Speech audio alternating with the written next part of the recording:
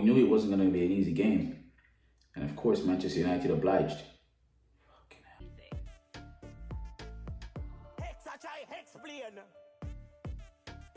Tell me no why you're none for stress my brain. Me hex them, still a Texas, still a try for explain. See me on the right, girl, better take the left lane. Hex a try hex. Kings and queens, members of the Wasteman Mafia, welcome back. This is your boy Rome. You guys are watching the 4th official. Thank you so much for tuning in. Go ahead and drop a like on the video somewhere down there. Subscribe to the channel. Please drop a comment as well. We want to know how you guys think about the videos and how you think about the channel. But it's that type of day again, innit? We're gonna debunk some junk. Yeah. So here's the thing, yo.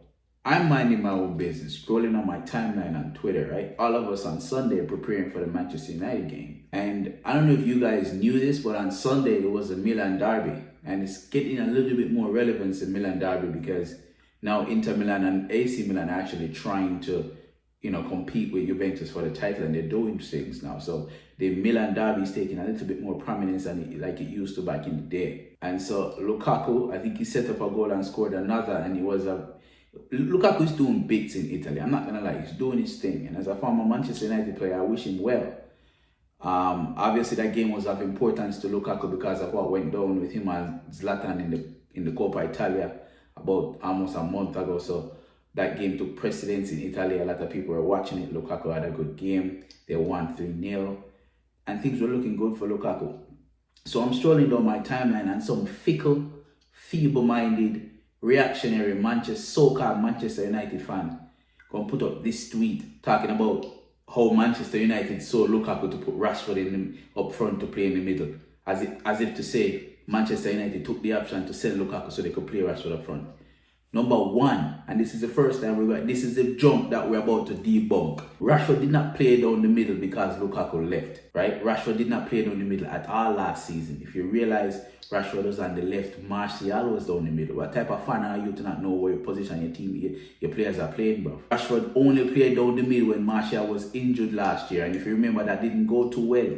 Ole Gunnar Solskjaer had to switch it up and play two up front with him and Greenwood instead of Rashford down the middle because Rashford cannot play down the middle. Rashford is a speed and skill merchant, which means he needs to be on either flank so he can do his damage when he gets into position to attack the goal.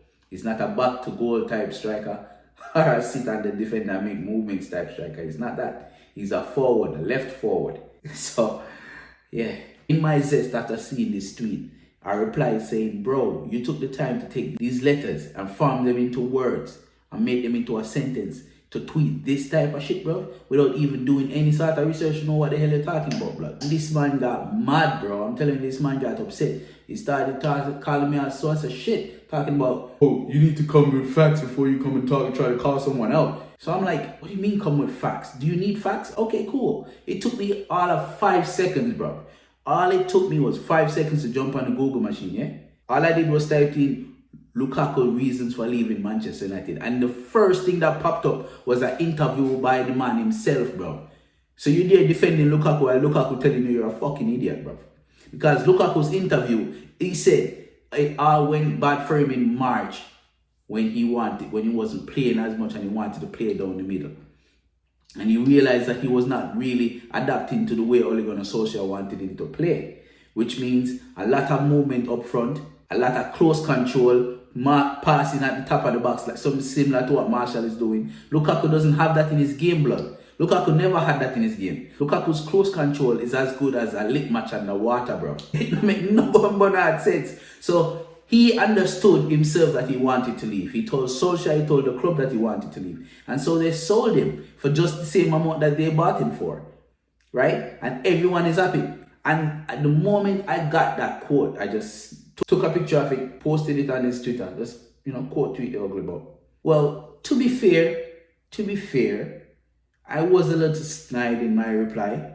Because I was like, bro, since you have such a desire to be made an idiot on Twitter, allow me to oblige. And so I sent him the tweet showing him that Lukaku himself said he wanted to leave. Not Manchester United sold him because they wanted to play Martial up front. These fickle reactionary fans know that they see Lukaku doing well in Italy. Started, oh my God, why did Manchester United sell him? He didn't want to play, he didn't want to stay. And furthermore, of course he's going to do well in Italy. You see that league in Italy, it's shit, bro. Ashley Young out there looking like the rebirth of Roberto Carlos. What are you talking about? Darmian, who couldn't cut it here, is over Inter Milan right now knocking off heads, bro. What are you talking about? You gotta... Yeah, and that's what we've been doing all week, people. Just debunking the junk. And this was just before Manchester United played Newcastle. Fast forward to today, blood, where you start seeing a whole bunch of stuff, YouTubers, everybody reporting it. Oh my God, Manchester United is no longer interested in Jadon Sancho. And I'm like, what? So I'm looking on Twitter and the first thing I saw was David Ornstein. Manchester United is cooling their interest in Jadon Sancho.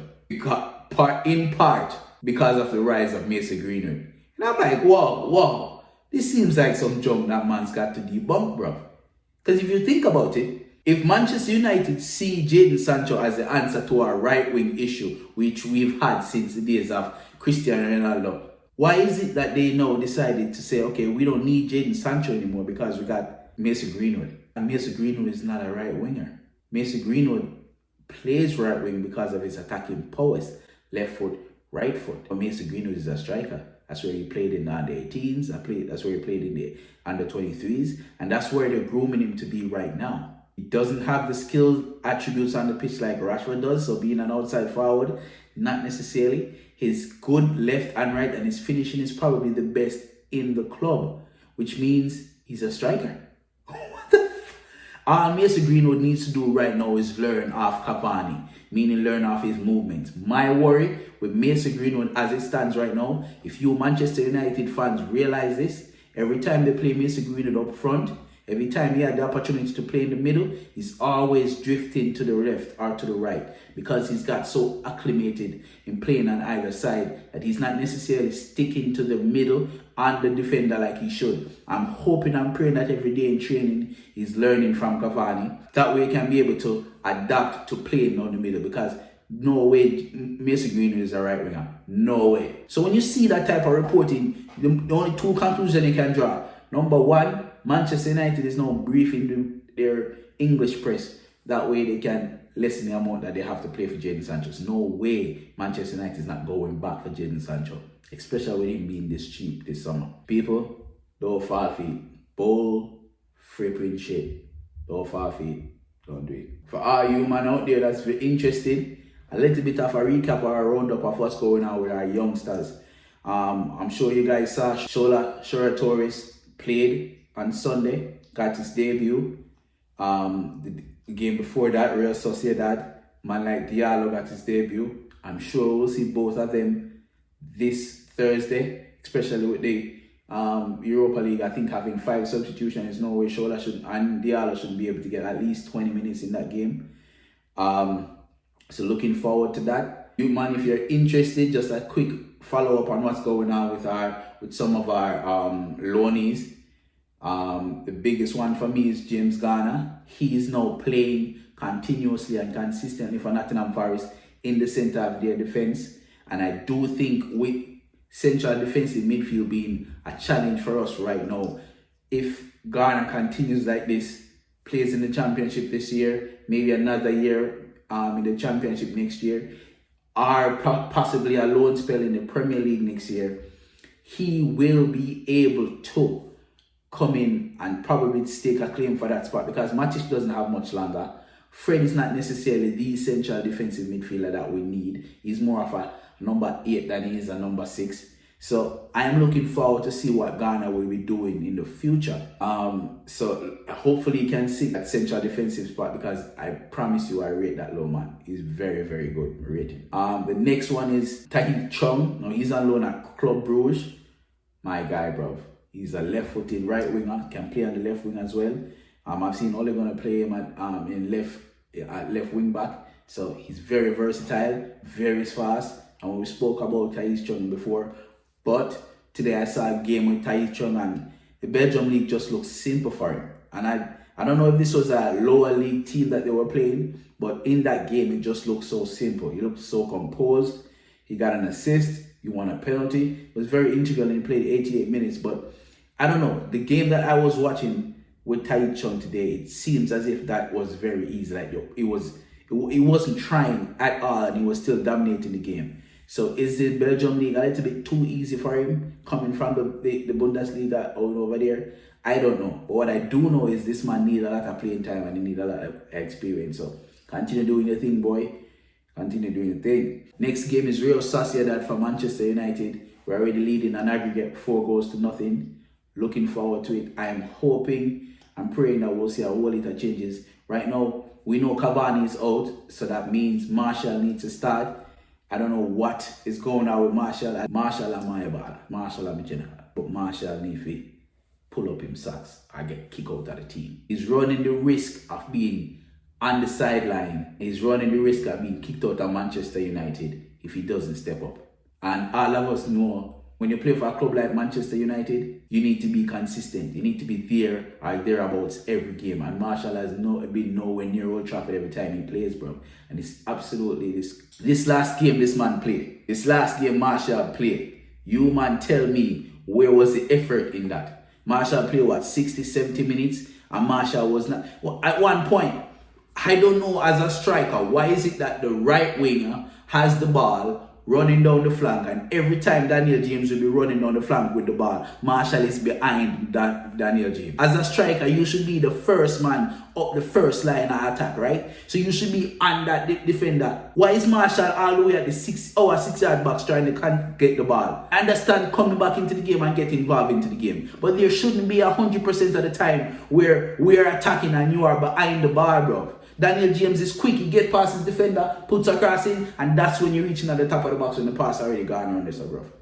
It don't make sense. Martial need to start busting a gut to get into the box. Furthermore, you wouldn't have to be busting a gut to get in the box if you were close to the defender next to the blood clot box. Martial, I'm a general, I'm a baller, but you need to switch up your folly guns. We're not playing like we did last season. Point in time right now, we're playing with a double pivot, right? 2 defensive midfielder and 1 attacking midfielder, which means the entire team is not up there with you at the edge of the 18-yard box. So you don't have Bruno and Pogba next to you where you can play intricate passes, triangle passes at the top of the 18-yard box, bro.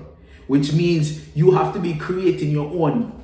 You have to be creating your movements, bro. You see that from Cavani, where Luke Shaw, Tellez have the ball on the left-hand side, and Cavani is running circles around the defender way before the cross comes in. Because he's making space for himself. The slightest movement gets the defender out of the way, bro. Martial is not making any movement. The ball could be on either flank, and this is Martial standing next to the defender, bro. Jackie here, move there. Jackie there, move here. Do something with your bum buckler itself. Don't just sit on there, dog.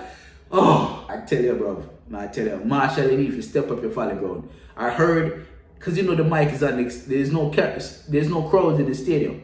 So the mics are all over the field. And even Oligan is social screaming, Anto move. Bro, get your shit together, bro. I'm the biggest Anthony Martial fan. Bro, I rate you. But if you don't get your shit together, you're going to be finding yourself playing with the under 23s, and then before you know it, you're back at Monaco, bro. Cut the bullshit, bro. Cut the bullshit. Thank you guys so much for watching. This has been another episode of The Fourth Official. Again, today we debunk all that junk that you guys didn't have to get involved in. We do it for you. Bless up yourself. Take care of yourself. Take care of others. Wear a mask. Manners.